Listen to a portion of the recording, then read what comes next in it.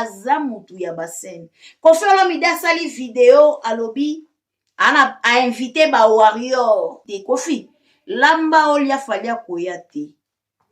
En tout cas Lamba Olia akoya te sam chintu na yo akozala wana burompela kozala wana.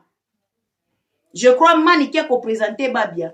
Ko ba warrior Kofi a obengisa wana eza ba warrior wapi? Ba warrior o Kofi azo bengisa eza ba warrior wapi Kofi? Ba warrior Kofi a obengisa wana. Eza ba warrior ya fali. Soki Kofi alobi a bengi ba warrior. Ana besoin kaka ya kotanga kombo fali pour pate. Ba warrior c'est Fali qui a formé le warrior.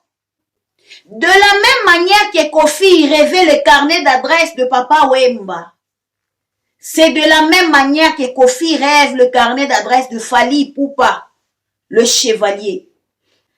Il y a ce qu'on appelle les temps et l'époque. Dans chaque chose, il y a ce qu'on appelle les temps et l'époque. Comme par exemple, actuellement, nous vivons l'époque de Fali. Papa Wemba akanga. Ezalaka Papa Wemba na Papa Wemba. Ba musicien tout bayebaka ke Papa Wemba mutu aza na top. Mutu ana makambo. Ba musicien tout babanda kobanga à l'époque Papa Wemba bayebaka ke Papa Wemba mutu aleki bango. Na époque Papa Wemba banda kokanga ba musicien nyonso tout babanda kotosa parce que zaki époque ya Papa Wemba. Ezalaki époque ya Papa Wemba. Mutu moko te banda ko bouger. Bayebaki ke na minute oyo mutu aleki biso nyonso na succès na makambu ezalaki nani Papa Wemba. Et Papa Wemba à l'époque tango akangaka na monde musical, tango azaka na succès, ye mutu azaki na fongola ya succès, ye mutu azaki na fongola ya musique. Azalaki produit par Peter Gabriel. Kofi Olomide bandaki kokoka jamais ko supporter succès à Papa Wemba. Kofi azo kosa batuke non, toza niveau moko. Aleki bisote, naza niveau moko na Papa Wemba. Abando sala neti aza niveau moko na Papa Wemba mais ba mikolo ba kolandanga ba yebi ke mwana mwasi wa kosi te osala analyse solo. Papa Wemba mutozaki likolo na bango. Oh ba Lwambo, oh ba Lutumba, oh ba Madilu, oh ba Bene ya King Esther. Bango nyonso tout bazaki down. C'était que Papa Wemba. Mais Kofi abando linganeti ya lakisa mokili ya kosa mokili ke yena Papa Wemba baza niveau moko. Bazaki niveau moko te. Malgré Kofi abandaki kokosa mokili ke yena Papa Wemba baza niveau moko. Entre temps zo kende kotonga et pas à Brazzaville oyo nani Asta Paola ke Papa Wemba komiti na niveau ya Peter Gabriel. Papa Wemba mais a komiti niveau Peter Gabriel.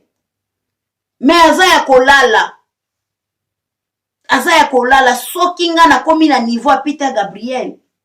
Malgré aza na niveau ya Peter Gabriel, aza ya kolala. Aza pembeni ya Peter Gabriel azo produire ye. Mais aza kaka ya kolala Papa Wemba.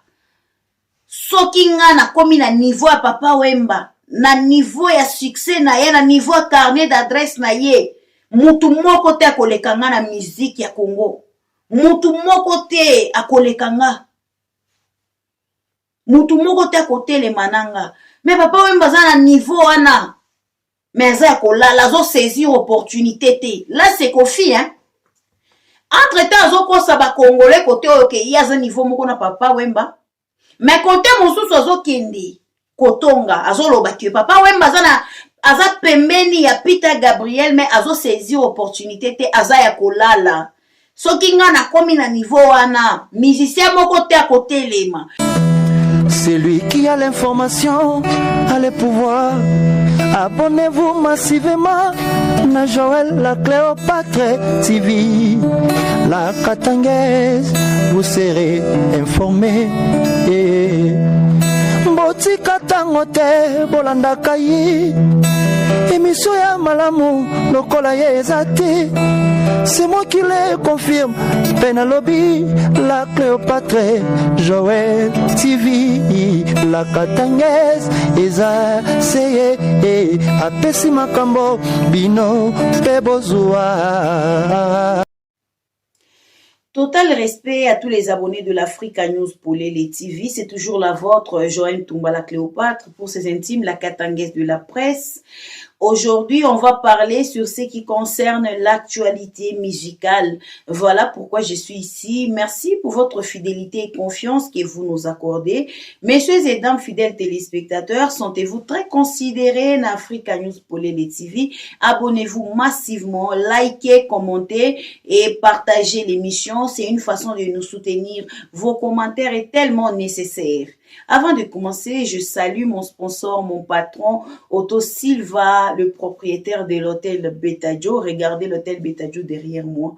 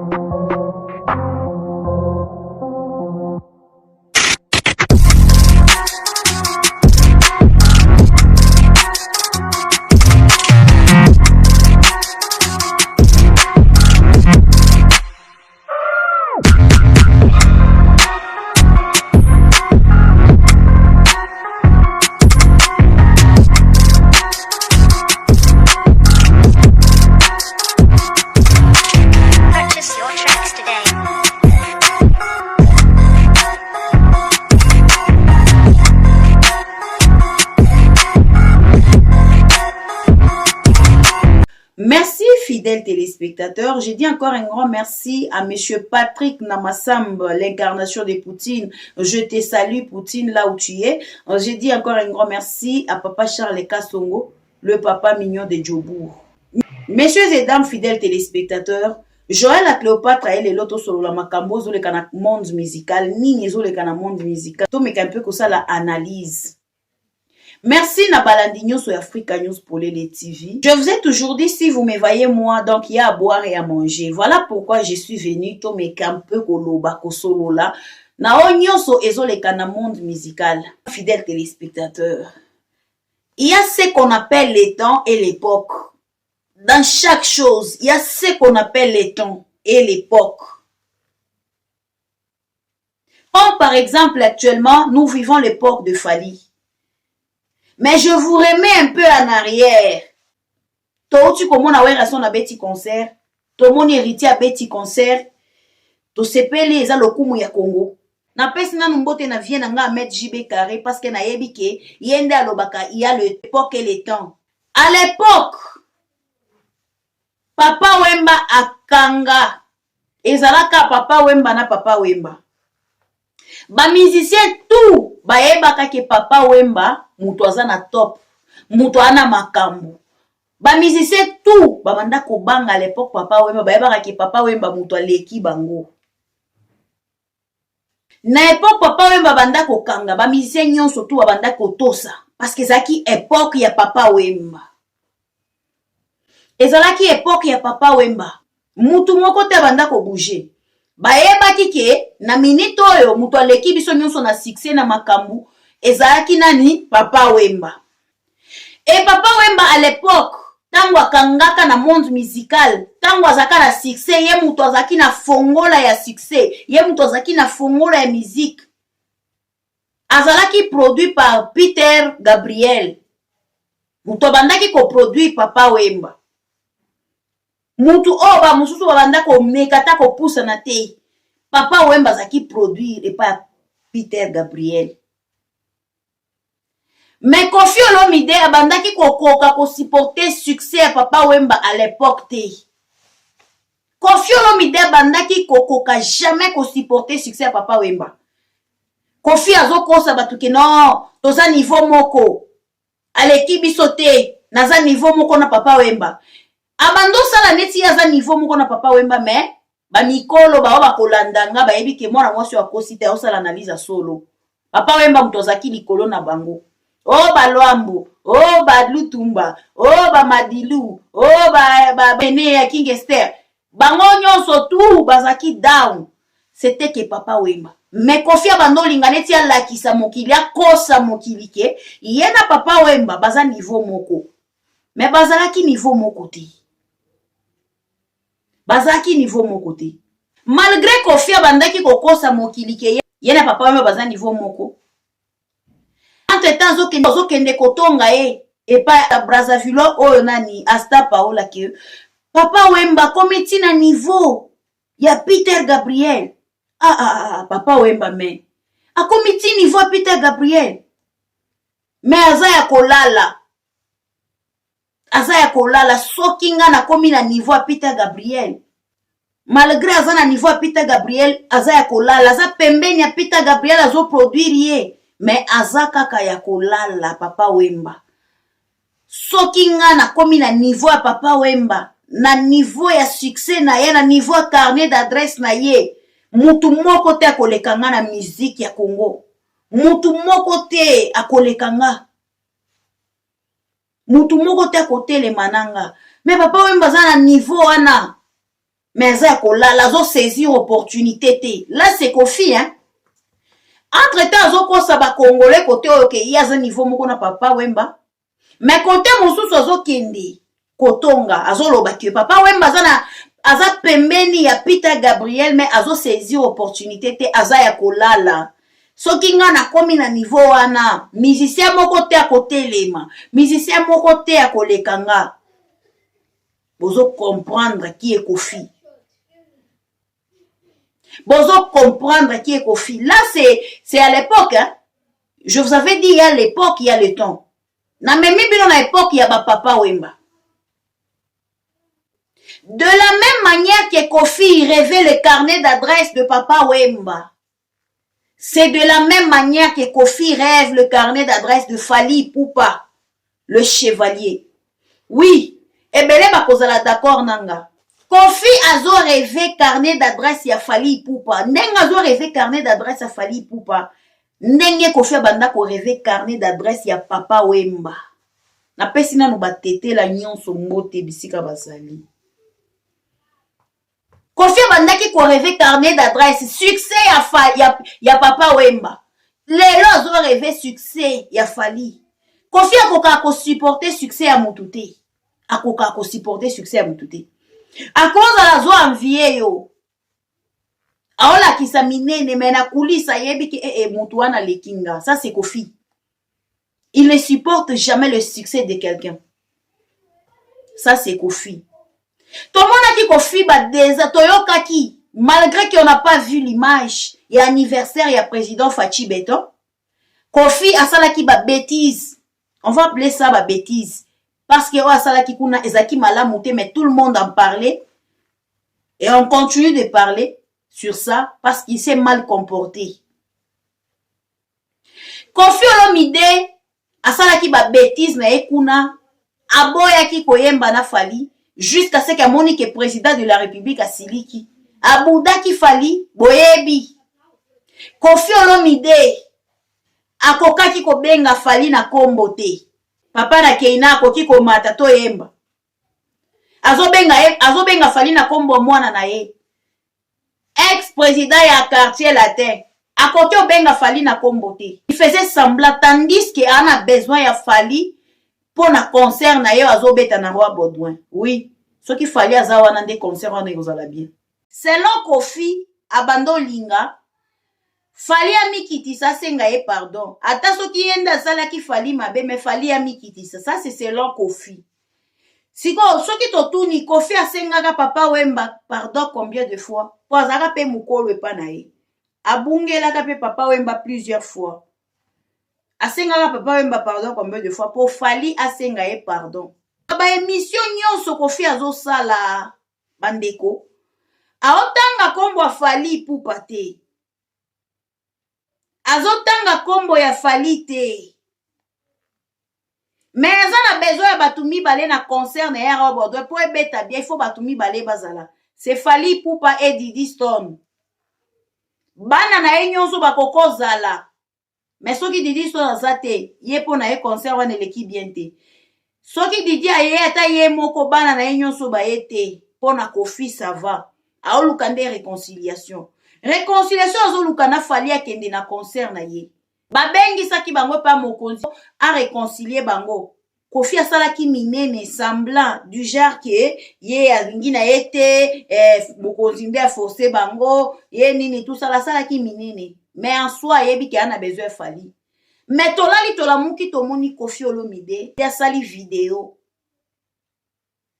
alobi que Koffi a mutu ya basene Koffi aza mutu ya basene Koffi Olomide asali vidéo alobi a invité ba warrior invité ba spiritas abosani te ba villageois ya Métis Noir wana eza maloba Koffi siko ba warrior Koffi aobengisa wana eza ba warrior wapi ba warrior Koffi azobengisa eza ba warrior wapi Koffi ba warrior Koffi aobengisa wana eza ba warrior ya fali soki Koffi alobi abengi ba warrior ana besoin kaka ya kotanga kombo Fally Ipupa te. Ba warrior c'est Fally qui a formé le warrior. Donc Fally a sokola lati bilamba. Abimi ake concert et pas Koffi Olomide. Atangi na kombo te. Jusque là atangi na kombo te. Ba émission Koffi a commencé à 62 émissions na semaine moko. Il a besoin de Fally Ipupa. Mais azoko kakotanga kombo te. Tango azo invité ba warrior bazala ya Robinho te bazala ya Ferregola te ba warrior bazala ya Inonce B te bazala ya Fally Ipupa King mais Koffi a invité ba warrior mais alingi kotanga kombo a Fally te Koffi lamba olia Fally akoya te en tout cas lamba olia akoya te Sam Chintu na yo akozala wana Burompela kozala wana je crois mani ki ko présenter babia. Donc, pour la Fally, Koffi Lambalia, olakisi minene kou n'est pas président de la République. Du genre alingaki réconciliation te. Mais azo le kanaba émission azo tagué Fally indirectement. Ana besoin Fally aloba kaka o stade à Robodouin concert boena boete Koffi pardon. Fally anata wana te. Yo olingaki o humilier ye na anniversaire à président. Mais comment on peut inviter ye na concert na yo indirectement? Comme tu ne connais pas le nom de Fally, je pense Fally à Koyate. Fally à Koyate. La famille, je vous dis que Koffi a kokako supporter succès à Moutouté. Koffi a kokako supporter succès à Moutouté. Succès à Fally. Au début, je vous ai dit qu'il y a l'époque et le temps. Maintenant là, on vit l'époque de Fally Ipupa. C'est l'époque de Fally Ipupa. La kunote. Bolinga te. C'est l'époque de Fally Ipupa. Oh, kinga na beti concert. Oh, kinga na annulé concert. Fally Ipupa nde. Eza époque na ye. Yem to ana fongola. Peso ozana besoin pena makambu na yo ya musique yo kana okoma na moi succès obeta bandule o anile ba concert il faut quoi ozala attaché na Fally Ipupa bon mon réconciliation héritier watana bena Fally Ipupa je vous dis que héritier osala makambu minene koleka o ya sala akobaki sa makambu minene pourquoi parce que muto ba s'attacher na ye aza mutu déjà o osala makambu minene to kangama na batu oyo bana ba level mo boyi tokanga na batu baza site na se na bisoti Koffi Olomide tango zo invité ba warrior nga elekela nga bandeko bolanda na nous parti o Koffi a oloba ba warrior bolanda Gaulois warrior spiritas je suis content pour vous. Vous allez oublier les villageois du Métis Noir. Venez tous, vous allez écouter de la musique, vous allez écouter du son. Koffi a invité ba warrior baya na anniversaire na ye na concert na ye siko soki ba warrior baye yo kanisi na salle wana ba warrior kozala te bakozala mais muto oyo ozo cible ya kozala ndete obengaki ete o invitaki ete olobaki kombo na ete na ba émission donc akoya te et je ne pense pas que lelo soki Koffi atangi ata kombo Fally ozala kate Koffi alingaki a profité occasion tango bakenda ke pas président de la République c'était une occasion de Koffi Olomide à profiter ba se réconcilier na Fally Ipupa mais malheureusement il n'a pas saisi l'opportunité c'est déjà passé pour Koffi c'est fini pour Kofi. Si le président de la République a 8 ans ya kobengisa bango erate, si ko nani ya kobengisa bango oyo kosimba, selon vous, pour boyeba ke Kofi aza muto ba problème, il est problématique. Il a besoin de quelqu'un, mais il fait semblant. Tozala pe na ba camarade mususu bazala bongo. Omona ke bo discuter na ye muke, akandi kwa na yazo zela obondela ye mobali na yoko. Bazala bongo. Ana besoin na yo, mais ana besoin te amikitisa. Sikoyo pe olobi o na fini e penako. Ako fina mati nati bazali. En tout cas, biso tokolala te tokobandaka koya kopesa bino ba information na monde ya musique. Na zongisi bino na epoka Papa Wemba. Papa Wemba kanga masolo. Mutu moko te alekaka ye. Ba miseng nyonso babanda kotosa. Bayebaka ke na minito yo mokonzi na biso eza Papa Wemba. Mutu ana succès. Mutu ana makambo nyonso. Carnet d'adresse à Papa Wemba. Succès à Papa Wemba banda ko déranger Kofi. Mais Kofi azokende kotonga ye na Braza et pas Braza filo wana. Oh non! Succès eza na Papa Wemba. Soki ezangai, Papa Wemba komiti na niveau, akomiti pembeni ya Peter Gabriel. Mais eza kaka ya kolala. Soki ezangai, misia moko te koleka nga. Ngai na koleka batu nyonso nga pena na kozala au top. Mutu moko te akoyoka na lisusu. Wana ezaki Kofi. Mais na public, et pas ya batu na Congo na biso, il faisait comme si na Papa Wemba baza même niveau. Tala Kofi, wana Kofi pena. Wana Kofi. Papa Wemba niata na époque na ye. Siko na époque to wana Fali. C'est de la même façon que Kofi azoyo que la Fali likunya. Pona nini Fali. En plus Fachi pe ya lobi, hey, tika na komisa ye kaka chevalier. Tala Fali a komi chevalier. Kofi ala la lisusu te. Atata ngobenga Fali na concert à Roi Baudouin kuna pardon. Fali akokende na ete. Aokete. Fere akenda wapi bandeko na tuna nanu. Fere akenda wapi. Fere azalaka. Oh là là. Fere azalaka. Po azo yokana te. Qu'est-ce qui se passe na Ferregola? Qu'est-ce qui se passe na Ferregola?